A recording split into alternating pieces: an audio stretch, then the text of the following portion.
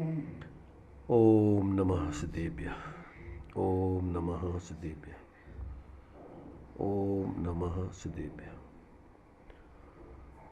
मंगलम भगवान वीरो मंगलम गौतमो मुनि मंगलम कुंद कुंदाद्यो जैन धर्मोस्तु मंगलम सर्वमंगल मांगल्यम सर्वकल्याणकारकं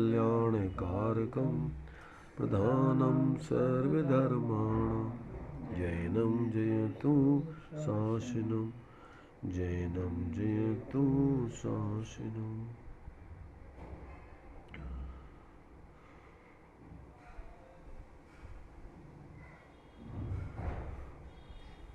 इसका जो है सातवें अधिकार का संग भैया कहाँ है? अभी उधर अंदर है, अंदर है, अंदर काम। अच्छा इसमें जो है देखिए, इसमें अपना जो है इसका जो मंगलाचरण दिया है ना सातवें अधिकार का, इस भवतरु का मूल एक जानहु मिथ्या भाव ताको कर निर्मूल अब करिए मोक्ष उपाव। इसमें चूंकि ये सब मिथ्या दृष्टियों का ही वर्णन चल रहा है, सातवें अधिकार तक तो मिथ्या दृष्टियों का ही वर्णन चल रहा है मुख्य रूप से। तब इसमें जैन मिथ्या दृष्टियों का है मुख्य रूप से। तब मंगलाचरण इन्होंने हर अध्याय में किया है, 8वां अध्याय छूटा है अकेला, क्योंकि वो स्वयं चारों अनुयोगों का स्वरूप का वर्णन है, उसमें मैंने उपदेश का स्वरूप बताना है। उपदेश अपने आप में मंगल स्वरूप है, इसलिए उसमें उनने अलग से मंगलाचरण नहीं किया। तो इनमें मैंने सब अधिकारों के विषय के आधार से उसका मंगलाचरण किया गया। तो यहाँ इस भवतरु का मूलिक जानहु मिथ्या भाव, मिथ्या भाव में अकेला मिथ्या दर्शन नहीं आता है। मिथ्या भाव में मतलब जितने भी मिथ्यापूर्वक के भाव है वो सब मिथ्या भाव में आते हैं। मिथ्या दर्शन, मिथ्या ज्ञान, मिथ्याचारण और सब अनंत गुणात्मक। हाँ, मुख्य रूप से 3 और उसके साथ साथ फिर सर्वगुणांशु मिथ्यात्। अकेली सिद्धता की विपरीतता नहीं लेना, सभी गुणों का विपर्यास चलता है। तो यहाँ विपरीतता है तो वहाँ सब, जैसे सम्यक्त होता है तो सर्वगुणांश समकित, सभी गुणों की सभी चिंता चालू होती। उसी प्रकार इनमें भी सब विपर्यास जो चलने लायक है जितनी, वो सब गुणों का विपर्यास है। तो अभेद दृष्टि से तो अब पूरी आत्मा ही मिथ्या दृष्टि हो गई, क्योंकि वो पर्याय में द्रव्य तो अन्वय रूप से व्याप्त ही है। तो पर्यार्थक नए से वो अपन मिथ्या दृष्टि जीव क्या देते, अशुद्ध निश्चय नए से। जैसे भाव है सोहजुत्तु सो असोजुत्तु असो, शुद्धजुत्तु शुद्ध। तो इसमें अपन को उनकी ये है कि इस भवतरु का मूल एक जानो मिथ्या भाव और ताकों कर निर्मूल अब करिए मोक्ष पाओ। इन सब मिथ्या भावों का निर्मूल जड़ से उखाड़ करके अलग करके मोक्ष का उपाय करने चाहिए। अब यहाँ अपना जो प्रकरण चल रहा था उसको अपन लेते हैं। उभयाभासी के संबंध में अपनी चर्चा यहाँ चल रही है अभी। उभयाभासी माने दोनों नयों के संबंध में उसको भ्रम है। वो तो मानता है कि हम दोनों नयों का साधन करके वो सच्चे धर्मात्मा है, और वो है भ्रम में, समझ नहीं रहा वो कि अपने गलती में चल रहा है। उस बात को अपन यहाँ चर्चा में ले रहे थे। यहाँ इस प्रकार 255 पेज पर यहाँ तक आ गए थे अपन। इस प्रकार नयों द्वारा एक ही वस्तु को एक भाव अपेक्षा ऐसा भी मानना और ऐसा भी मानना, माने एक ही भाव को तुम द्रव्य दृष्टि से उसी को ऐसा कह दो, उसी को ऐसा कह दो, तो वह तो मिथ्या बुद्धि है, ऐसा तो होता नहीं है। परंतु भिन्न भिन्न भावों की अपेक्षा नयों की प्रूपणा है, ऐसा मानकर यथासंभव वस्तु को मानना सु सच्चा श्रद्धान है। माने इस प्रकार से भिन्न भिन्न भावों की अपेक्षा नयों की जो प्रूपणा है, तो जिस भाव की दृष्टि से जो कथन किया जा रहा हो उसको उसी रूप जानकर मानकर यथासंभव क्या करना, वस्तु स्वरूप को मान करके सच्चा श्रद्धान करना, जैसा वस्तु का स्वरूप है जिस दृष्टिकोण से। इसलिए मिथ्या दृष्टि अनेकांत रूप वस्तु को मानता है, परंतु यथार्थ भाव को पहचान कर नहीं मान सकता। अनेकांत रूप वस्तु को तो मानता है, क्योंकि जिनाज्ञा मान रहा है वो कि भैया जिन्हें भगवान ने दो नए कहे हैं, इसलिए अपन को दोनों मानना है। परंतु उन नयों का प्रयोजन नहीं जानता, उसका स्वरूप नहीं जानता, इसलिए अन्यथा मानकर और वो जो है उनके सही स्वरूप को नहीं समझ सकता है, यथार्थ रूप से वस्तु स्वरूप का निर्णय नहीं कर पाता। जैसा उसको निश्चय और व्यवहार का ज्ञान है, तो अपने ज्ञान के अनुसार मान लेता है कि मुझे अनेकांत वस्तु का ज्ञान है। हाँ, मैंने वही समझ रहा है कि हम तो दोनों नयों का उपाय कर रहे हैं हाँ। और उससे हम अपने जो वस्तु स्वरूप है पूरा वस्तु स्वरूप मान रहे हैं, परंतु वो भ्रम है उसका, क्योंकि उसका नयों का सही विषय समझ में नहीं आया, उसकी कहीं का कहीं लगा रहा है। दोनों नयों का अभिप्राय ख्याल नहीं है। हाँ, तो अब उसके लिए अब इस प्रकार से दोनों नयों के संबंध में उसको आभास चलता है और वो तो मान रहा है कि हम दोनों को सही मान रहे हैं, अनेकांत रूप वस्तु को वो मान रहा है, ऐसा मानता है मिथ्या दृष्टि, परंतु यथार्थ भाव को पहचान कर नहीं मान सकता, इसलिए वो आभासी है, मिथ्या दृष्टि है। तथा पढ़ें भाई? हाँ, तथा इस जीव के व्रतशील संयमादिक का अंगीकार पाया जाता है, हाँ, सो व्यवहार से ये भी मोक्ष के कारण है, ऐसा मानकर उन्हें उपादेय मानता है। सो जैसे पहले केवल व्यवहारालंबी जीव के अयथार्थपना कहा था, वैसे ही इसके भी अयथार्थपना जान। हाँ, मैंने व्यवहाराभासी क्या है कि इस व्यवहार धर्म को उपादेय बुद्धि से, धर्म बुद्धि से उसको धारण करता है, जबकि जो संतुलन वाला साधक जीव है उसके जीवन में तो स्वाश्रित रूप निश्चय के साथ साथ जो व्यवहार की प्रवृत्ति होती है, श्रावक की भूमिका में एक देश व्रत आदि की, मुनिराजों की भूमिका में महाव्रत आदि की, तो वो तो सहचर भूत होने के कारण, रमेश धीरे करना। सहचर भूत होने के कारण से उस पर आरोप किया गया था, परंतु ये तो उसको परमार्थ मान लेता है। उस पर तो साथ में रहने के कारण से, जैसे बर के साथ में रहने वाले लोगों को कह देते बारात आ रही है, और उसमें से बर तो ये गई है, वो पूरे बर तो नहीं है, सारी बारात। बर हट जाए तो बारात ही हाँ, बारात का नाम ही खत्म है, तो वो तो आरोपित है लोग, बाकी तो उसमें बर तो ये गई है।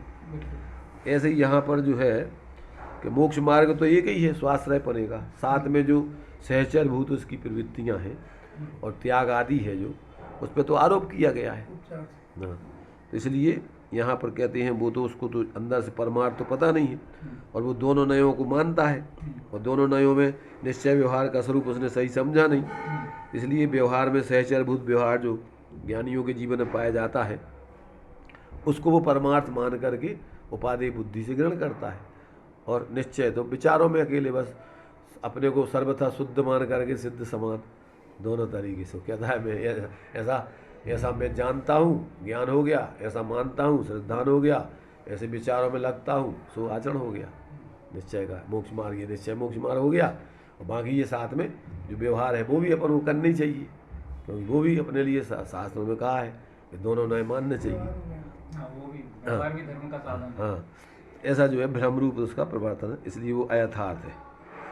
तथा यह ऐसा भी मानता है कि यथा योग व्रतादि क्रिया तो करने योग्य है, परंतु इसमें महत्व ममत्व नहीं करना। हाँ, सो जिसका आप करता हो उसमें ममत्व कैसे नहीं किया जाए। हाँ, आप करता नहीं है तो मुझको करने योग्य है ऐसा भाव कैसे किया, हाँ, और यदि करता है हाँ, तो वह अपना कर्म हुआ, हाँ, तब कर्ता कर्म संबंध स्वयं भी हुआ। तो ऐसी मान्यता तो भ्रम है। हाँ।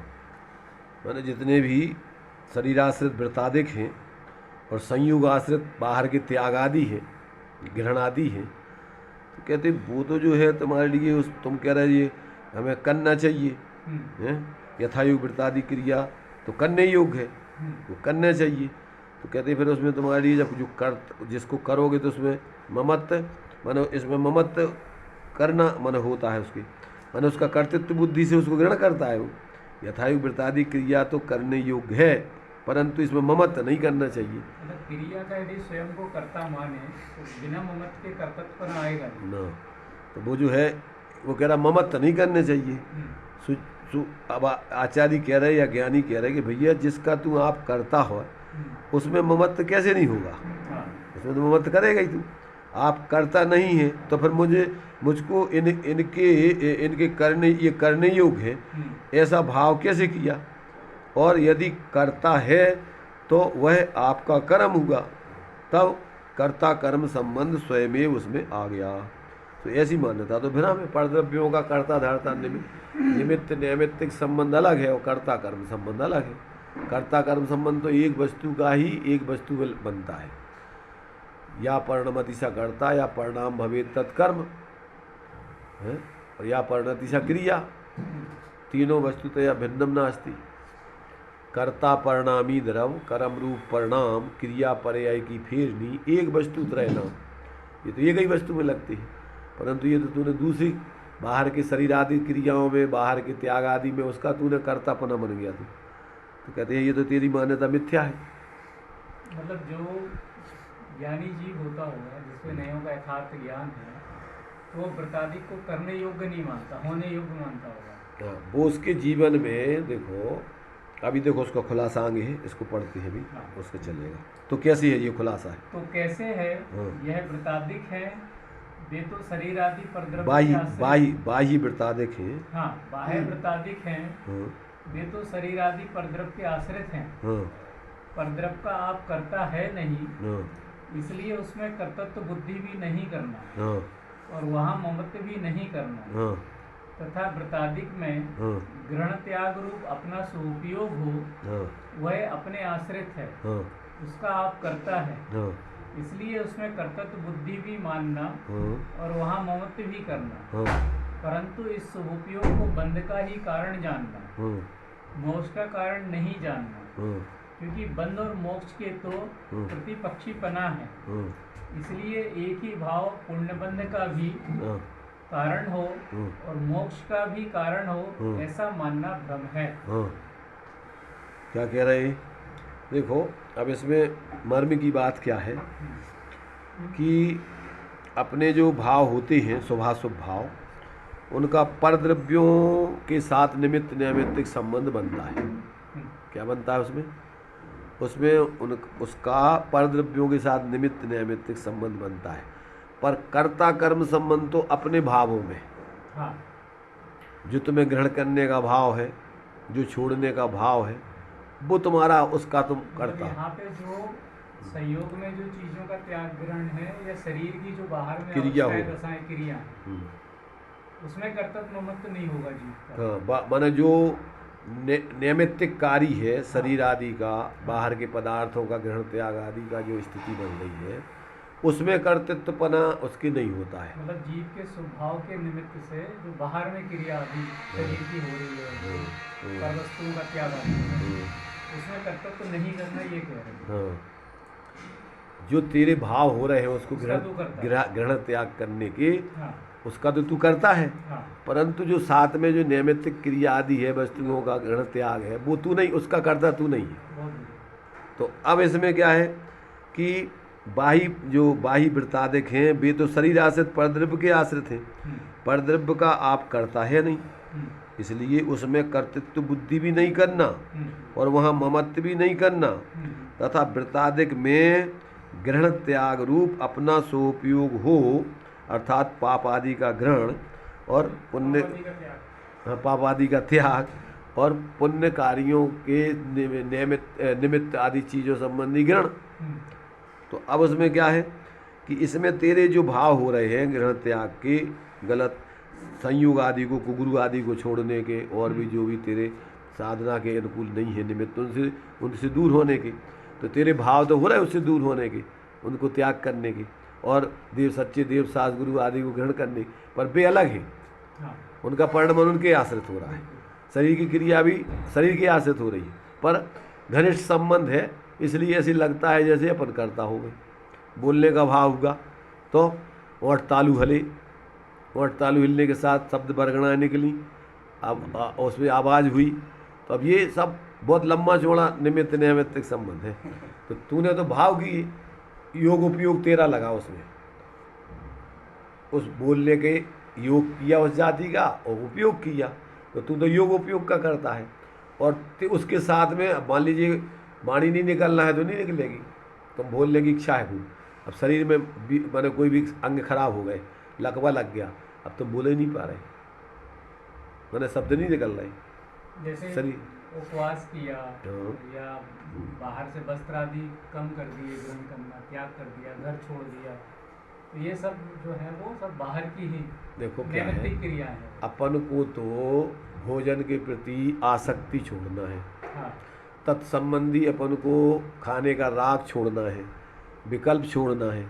तो अपने उस जाति का अपन ने जो है अब नहीं खाएंगे, आज भोजन नहीं करना, तो ये तो होगा तुम्हारा। अब उस भाव के जो उसके विपरीत भाव खाने का होता था, उसके निमित्त पूर्वक शरीर आदि क्रिया होती थी, भोजन का ग्रहण आदि होता था, तो अपन तो अंदर कर रहे भाव खाने का, और वो चीज़ें ऑटोमेटिक निमित्त नैमित्तिक संबंध से हो रही हैं। तो तुम अपने भावों के करता हो मूल में, तो अशुद्ध निश्चय न ऐसे शरीर की क्रिया के और बाहर के पदार्थ के ग्रहण त्याग के तो करता हो नहीं, उसकी अपनी क्रिया अपने कारण से हो रही है, क्षेत्र से क्षेत्रांतर होने की, और प्रदेशों का जो उसका परिस्पंद आदि उसमें जो वैभाविक शक्ति है वो अपने ही उसके कारण से उसका परिणमन हो रहा है।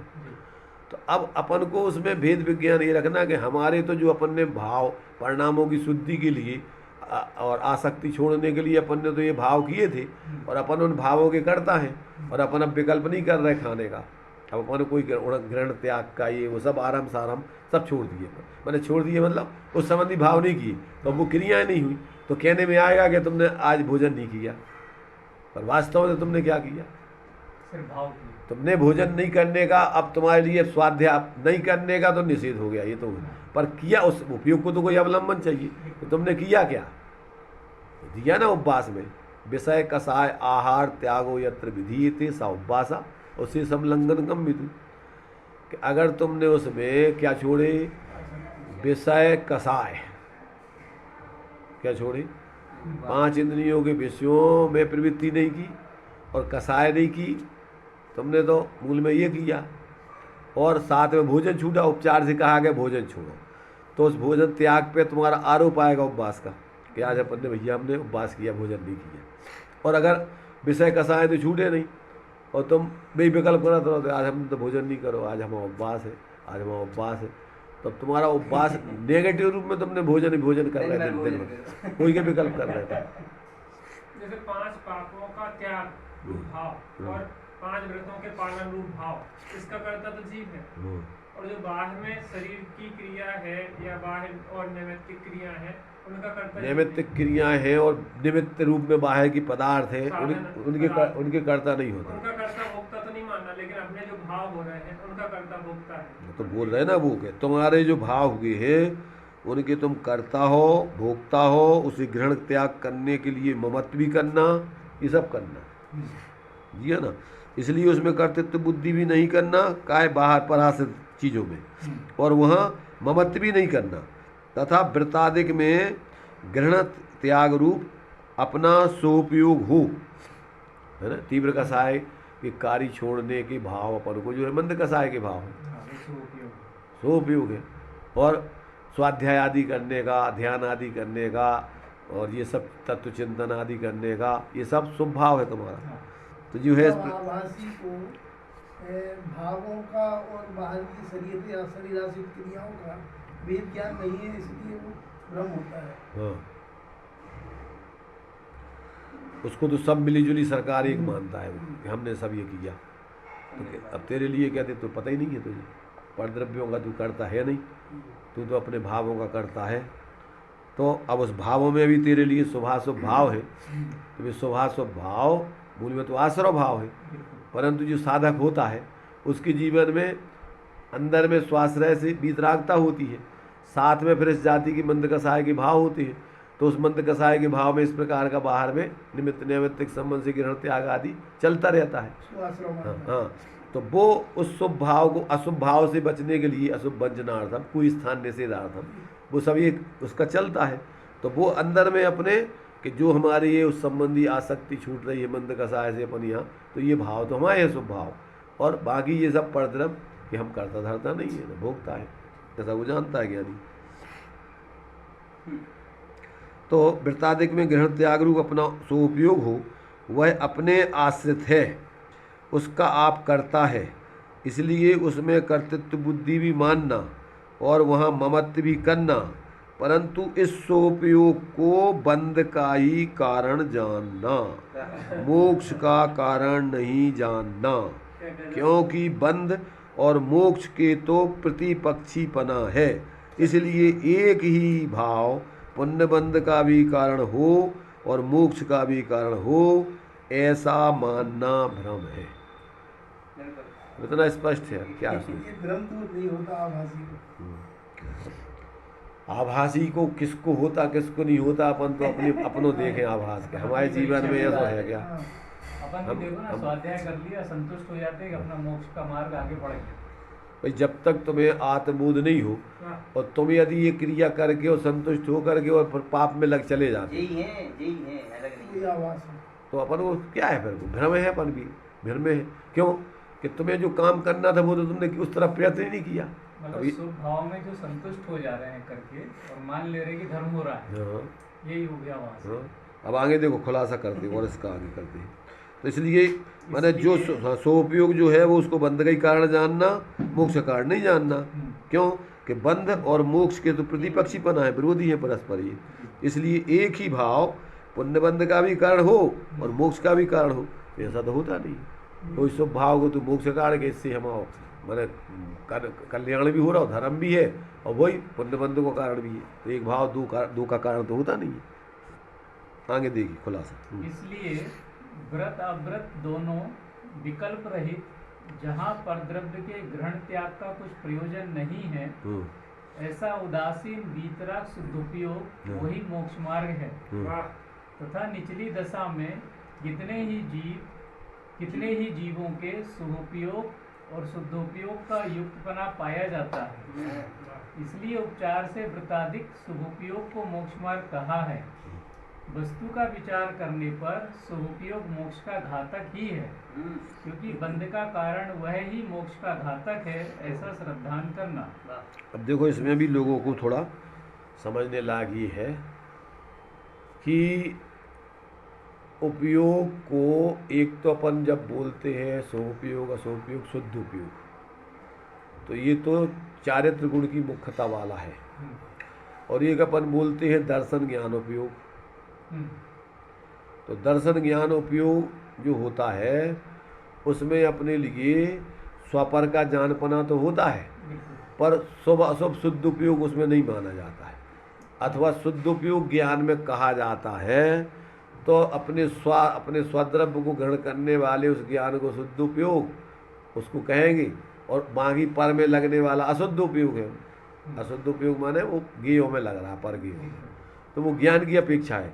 पर यहाँ जो कथन चल रहा है, चूंकि एक साथ अनंत गुणात्मक परिणमन हो रहा है, तो यहाँ जो बात चल रही है अभी कि व्रत अव्रत दोनों विकल्प रहे, जहाँ परद्रव्य के ग्रहण त्याग का कुछ प्रयोजन नहीं है, ऐसा उदासीन वीतराग शुद्धोपयोग वही मोक्ष मार्ग है। तो यहाँ वीतराग शुद्धोपयोग अर्थात अपना स्वाश्रय से प्रकट होने वाली वीतराग परिणति, समझ रहे ना? क्योंकि ज्ञान दर्शन में अपने लिए कर्मों का आश्रय बंध आदि नहीं होता है। ज्ञान दर्शन से ये कर्मों का आश्रय बंध होता है सिर्फ श्रद्धान माने विपरीत से मिथ्यात्व और कसायों से, ये दो है।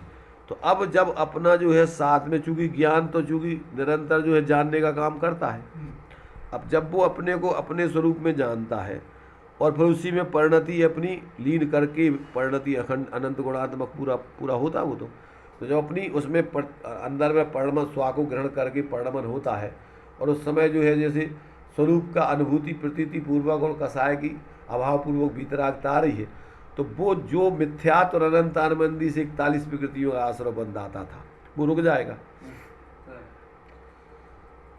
अब वो तुम्हारा चाहे उपयोग स्वरूप में रहो और चाहे अशुभ में रहो चाहे शुभ में रहो, पहले जब स्वरूप ग्रहण जिस समय अनुभूति होगी उस समय तो तुम्हारा शुद्ध उपयोग होगा।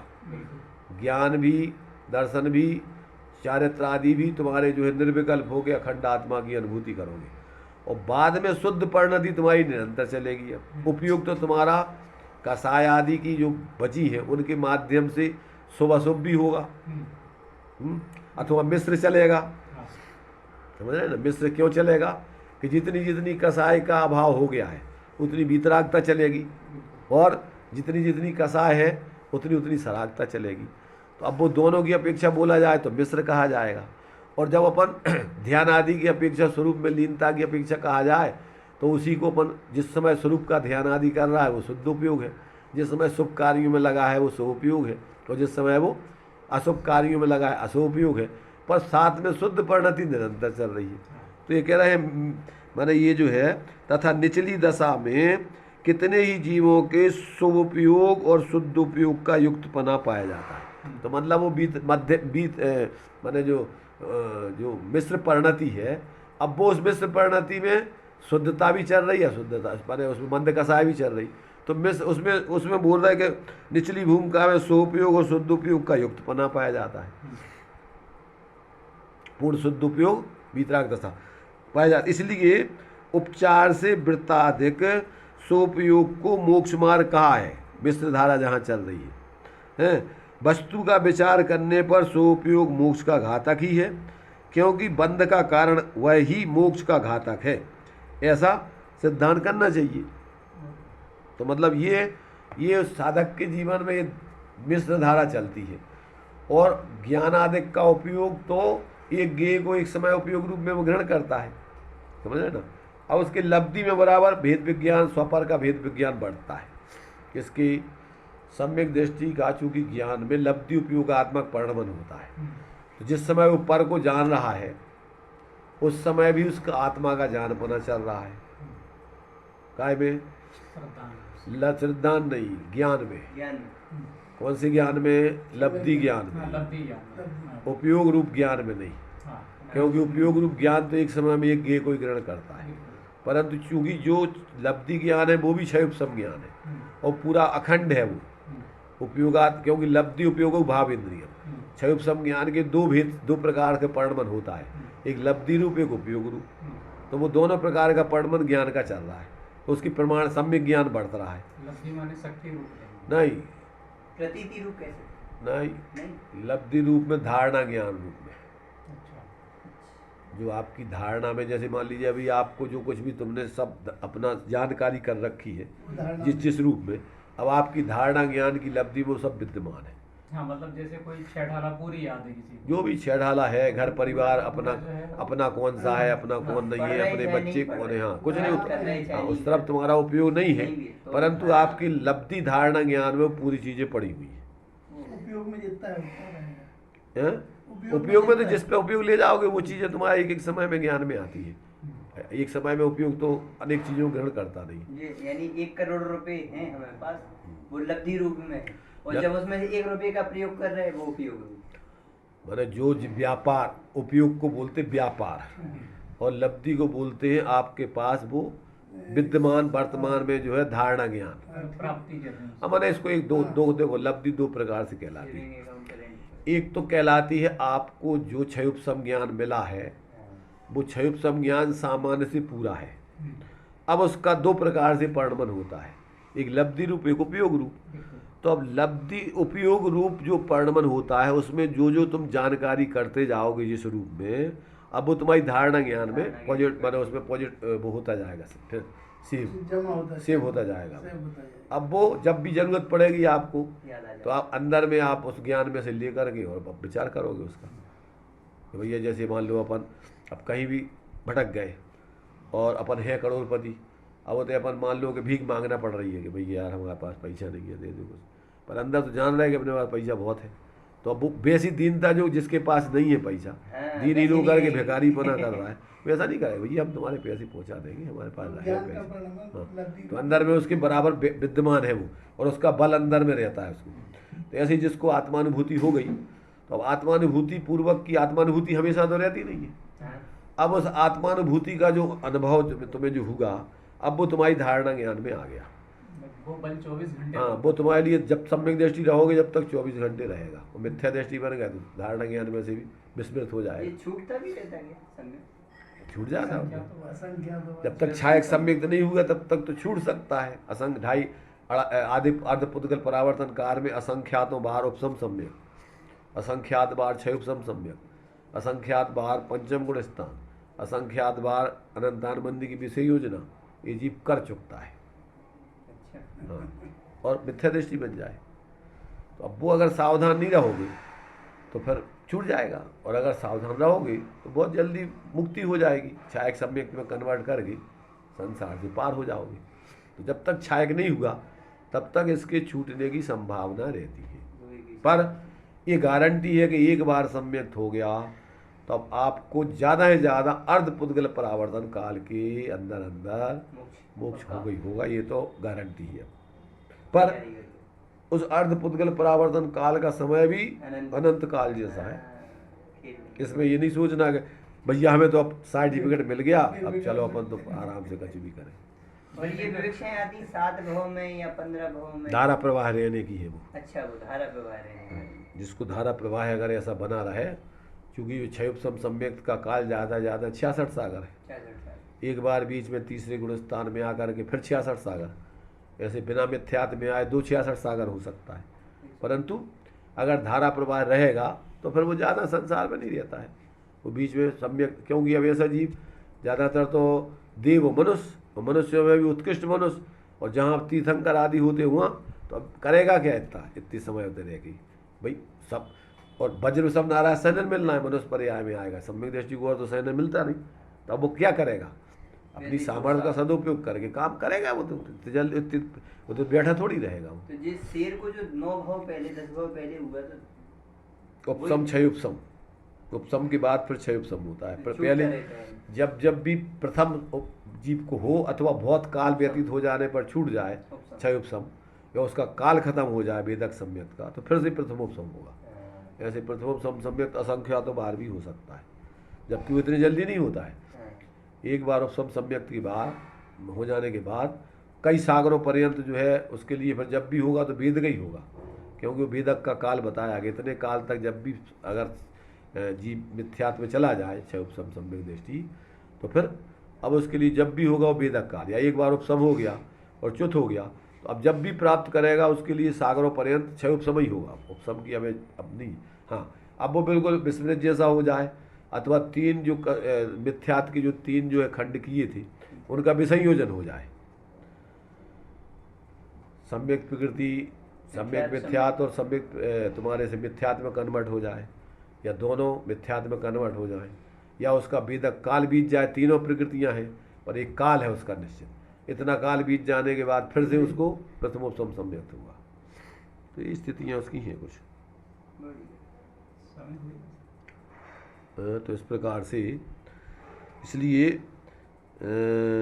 यहाँ कहते हैं कि इसलिए व्रत अव्रत दोनों विकल्प रहे, जहाँ परद्रव्य के ग्रहण त्याग का कुछ प्रयोजन नहीं है, ऐसा उदासीन वीतराग शुद्धोपयोग वही मोक्ष मार्ग है। तथा निचली दशा में कितने ही जीवों के सोपयोग और शुद्धोपयोग का युक्तपना पाया जाता है। इसलिए उपचार से वृत्ताधिक सोपयोग को मोक्ष मार्ग कहा है। वस्तु का विचार करने पर सोपयोग मोक्ष का घातक ही है, क्योंकि बंध का कारण वह ही मोक्ष का घातक है। ऐसा जानना, ऐसा श्रद्धान करना चाहिए। अब देखो इसमें एक चीज़ और थोड़ी समझने लायक है। उभयाभासी जीवों का जीवन, एक तो बाहर में वृत्त आदि सहित जीव उभयाभासी हो सकता है, और एक जिसके बाहर में वृत्तादिक तो नहीं है परंतु उसको इन वृत्तादिक में धर्म बुद्धि है, और निश्चय का तो विचार करना, उसको मान नहीं जानना है अकेला कि मैं सिद्ध समान हूँ। तो सिद्ध समान माने सब प्रकार से सिद्ध समान, तो विचार कर लिया, ऐसा जान लिया, ऐसा मान लिया, ऐसा विचार कर लिया, तो निश्चय मोक्ष मार्ग हो गया। और ये वृत्तादि अभी कर नहीं पा रहा है, पर ये वृत्तादिक भी अपने लिए उपयोगी है, हितकारी है, इनसे भी कल्याण होता है, उसकी भावना बनी रहे, उसके प्रति भी उपादेय पने की बुद्धि है, अभी ग्रहण नहीं कर पा रहा है, तो वो भी उभयाभासी है। ये नई तरीके की बात है। जिनके अब चूंकि अभी आगे बताएंगे कि ये जो है जिनके है जीवन में क्या वृत्तादिक, तो वे तो 9वें ग्रीवेक तक जा सकते हैं, समझ रहे ना, जिनकी वृत्तादि महावृत्तादि धारण कर लिए, और महावृत्तादि में उपादेय बुद्धि है, और ऐसे शुद्ध बुद्ध आत्मा का विचार आदि चिंतन आदि करके और उसको अपने निश्चय मोक्ष मार्ग मान रहा है उसको, तो उसमें अभी आगे देंगे वो कि अगर निश्चय की अधिकता हो जाए तो नरक आदि दुर्गति में भी चला जाए, भले ही वो वृत्तादि धारण किए हुए, पर वृत्तादिक पे जैसे अभी ये हो जाते हैं छुल्लक, 50 बेर होगा, खेल खिलौना है उनको। ये तो तुम्हारे भगत जी आउ थे ना बेग, हाँ, जबलपुर वाले संतोष भाई, संतोष भाई। तो उनको खेल है, जब चाहे सो अपने पीछी कमंडल थैला में रखो घरे चले गए, और जब चाहे सो है पीछी कमंडल उठाओ गाड़ी में बैठ के जहाँ चाहे आ गए। तो ये तो उसको निश्चय का ही आधिक्य है, और उसको भी व्यवहार धर्म तो वो सोचा ये भी करने चाहिए, और विश्वास कुछ नहीं है उस पर, और ऊर्धता है निश्चय की। तो इनको तो तुमने खेल समझ लिया, इनका पालन मालन कुछ नहीं करता, तो ऐसा जीव तो दुर्गति का पात्र होता है। भ्रष्ट है। हाँ, भ्रष्ट है जीव। जब एक वो मुनिराज इतनी सी बात उनने नहीं बताई, कौन सी, कि हम नहीं है, हम मासूबासी नहीं है, और ऐसी मायाचारी मिथ्या दृष्टि थे वो, कुल मिला के सम्यक दृष्टि होती तो ऐसा करते ही क्यों, और दुर्गति में जाते ही क्यों। तो उनको ऐसा रस आ गया उसमें, और रस बना ही रहा, वो टूटा नहीं। कदाचित सम्यक दृष्टि को अस्थिरता जब आता है तो तत्काल वो ज्ञान से तोड़ता है, पर वो तो स्थायी रूप में उसमें रस लेते रहे, तो मायाचारी करके वो तो चले गए, त्रियंश गति में चले गए। तो जब बाहर में और कोई पाप नहीं कर रहे वो, पर ऐसे भावों में उनके इस प्रकार का जो भाव आ गया, और जो बाहर में वृत्तादिक को भ्रष्ट करके जी रहे हैं, तो उनकी क्या दशा। इसलिए अपन को ये सारी चीज़ें भावात्मक रूप में बाहर में क्या है क्या नहीं है वो एक अलग चीज़ है, पर अंदर में तुम्हारे अभिप्राय में क्या चल रहा है।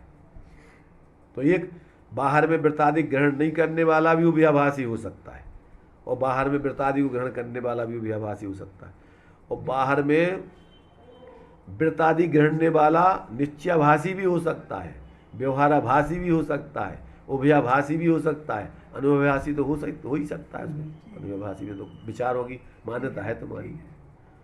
अब ये कौन सी परिस्थिति में कौन व्यक्ति है वो बराबर उसको समझना पड़े। यही नहीं है कि बाहर में जिसकी वृत्तादिक हो वही उभयाभासी हो सकता है।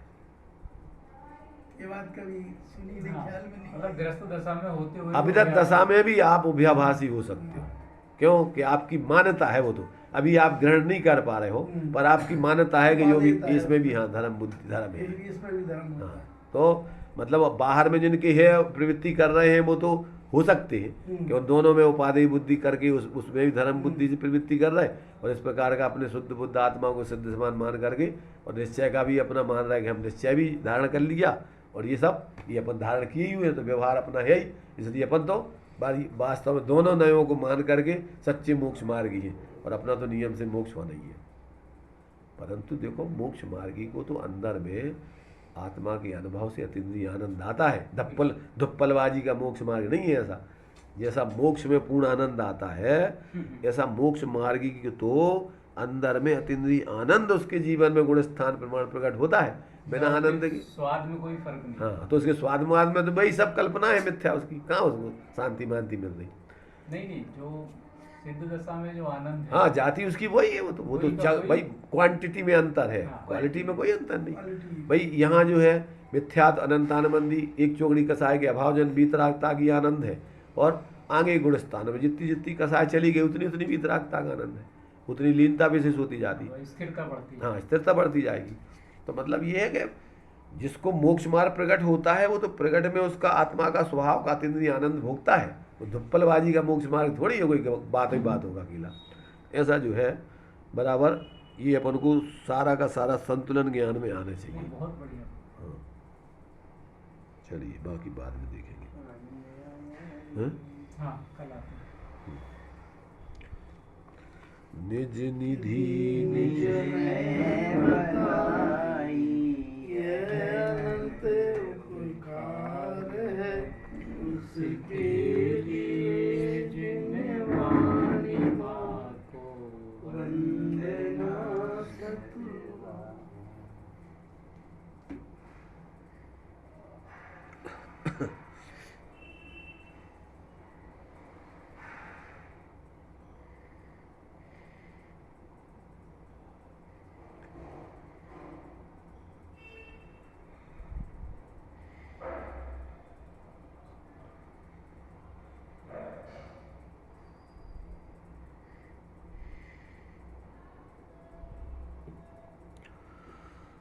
द्वादशांगन वाणी माता की जय, पंच परमेष्टि भगवंतों की।